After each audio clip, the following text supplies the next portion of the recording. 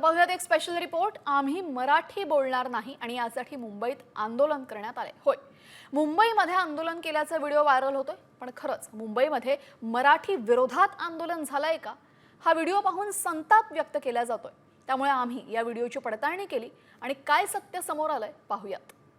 हा व्हिडिओ पाहून तुमच्या तळपायाची आग मस्तकात गेल्याशिवाय राहणार नाही, कारण मुंबईतच राहून परप्रांतीय मराठी भाषेविरोधात आंदोलन करतायत। आम्ही मराठी बोलणार नाही असं बॅनर हातात घेऊन आंदोलन केल्याचा दावा करण्यात आलाय।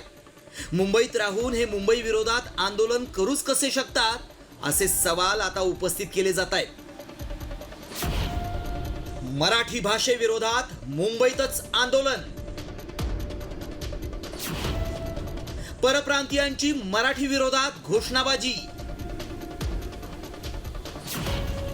व्हायरल व्हिडिओ मागचं सत्य काय? मुंबईतल्या ताज हॉटेल आणि गेटवे ऑफ इंडिया समोर उभं राहून हे मराठी विरोधात आंदोलन केल्याचं दिसतंय। त्यांच्या हातात आम्ही मराठी बोलणार नाही असं बॅनर दिसतायत। हा व्हिडिओ पाहून मराठी माणसांमध्ये संतापाची लाट पसरली आहे। काहींनी तर हे आंदोलन कुणी केलं याचा शोध सुरू केलाय, तर काहींनी त्यांना थेट धमकीवजा इशाराच दिलाय। मात्र खरंच हे आंदोलन झालंय का? आंदोलन करणारे नक्की कोण होते याची सत्यता जाणून घेणं गरजेचं आहे, कारण यामुळं मराठी परप्रांतीय असा वाद निर्माण होऊ शकतो।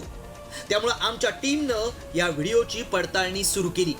त्यावेळी आमच्या पडताळणीत काय सत्य समोर आलं पाहूया। मराठी भाषेविरोधात मुंबईत आंदोलन झालेलं नाही। ताज हॉटेल बाहेरील आंदोलनाचा व्हिडिओ खोटा आहे। व्हायरल व्हिडिओ AI टेक्नॉलॉजीनं तयार करण्यात आलाय। AI टेक्नॉलॉजीचा गैरवापर करून दिशाभूल केली जातीये। मराठी भाषेच्या जनजागृतीसाठी व्हिडिओ बनवला गेलाय।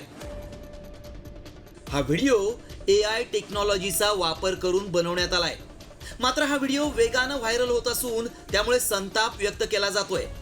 आमच्या पडताळणीत मराठी विरोधात मुंबईत आंदोलन झाल्याचा दावा असत्य ठरलाय। ब्युरो रिपोर्ट, साम टीव्ही न्यूज।